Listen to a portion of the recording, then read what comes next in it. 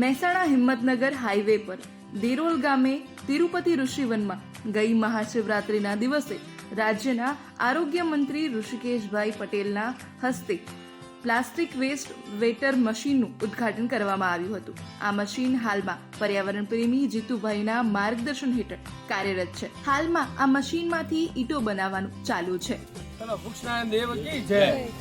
તિરુપતિ ઋષિવનના બધા કર્મચારીઓ પોતાના એરિયામાં રહેલો નાનો આવો પ્લાસ્ટિક બૂચનું બોટલ પણ ભેગું કરવાનું આ એક મિશન રાખેલ છે.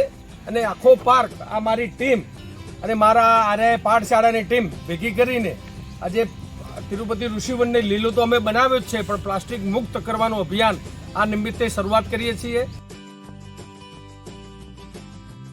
પ્લાસ્ટિકના વેસ્ટ કચરામાંથી ઈંટો બનાવનારું આ મશીન ખૂબ જ અનોખું છે.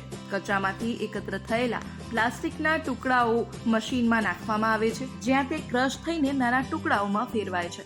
ક્રશ કરાયેલા આ ટુકડા રેતી, સિમેન્ટ, ચૂનો અને પાણી સાથે ભેળવીને એક મિશ્રણ બનાવવામાં આવે છે અને તૈયાર થયેલા મિશ્રણને ખાસ મોલ્ડમાં ભરીને મજબૂત બ્લોક્સ એટલે કે ઈંટો તૈયાર કરવામાં આવે છે. આ બ્લોક્સ સામાન્ય ઈંટ કરતાં વધારે મજબૂત હોય છે. આ ઉપરાંત તે પાણીમાં પણ ટકાઉ રહે છે અને ગરમીમાં પણ ઓછા વત્તા અંશે રક્ષણ આપે છે. આમ કચરામાંથી ફેંકાતી અને પર્યાવરણને નુકસાન પહોંચાડતી પ્લાસ્ટિક ફરીથી ઉપયોગમાં બનાવીને એક નવી મૂલ્યવાન વસ્તુમાં ફેરવાય છે. આપ પણ આપણી આજુબાજુના રહેઠાણ અને કમાતા ધંધાની આજુબાજુ આવા પ્લાસ્ટિક ઓછા પાડો અને જો પણ પડ્યું હોય ત્યાંથી આવું ભેગું કરીને પ્લાસ્ટિક મુક્ત ભારત બનાવીએ. અમે પ્લાસ્ટિકમાંથી ઈંટો પણ બનાવી રહ્યા છીએ. આપ પણ ઓછામાં ઓછું પ્લાસ્ટિક વાપરો એવી આજે આ સ્વતંત્ર દિવસ નિમિત્તે આપ સૌને વિનંતી કરું છું. Thank you. આભાર. Green global brigade.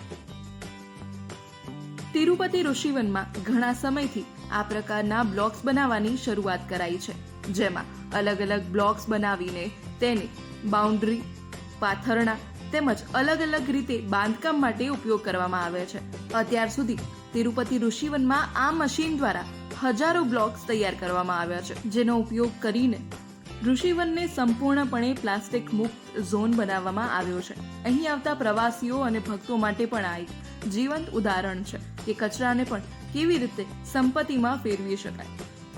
આ નવીન પ્રયત્નથી માત્ર પર્યાવરણને જ નહીં પરંતુ સમાજને પણ લાભ મળે છે. આ મશીનની કામગીરી માટે માનવ શક્તિની જરૂર હોવાથી સ્થાનિક લોકોને રોજગારીની તક મળે છે અને પ્લાસ્ટિકનો ઉપયોગ યોગ્ય થવાથી જમીન અને પાણી પણ પ્રદૂષિત થતા નથી.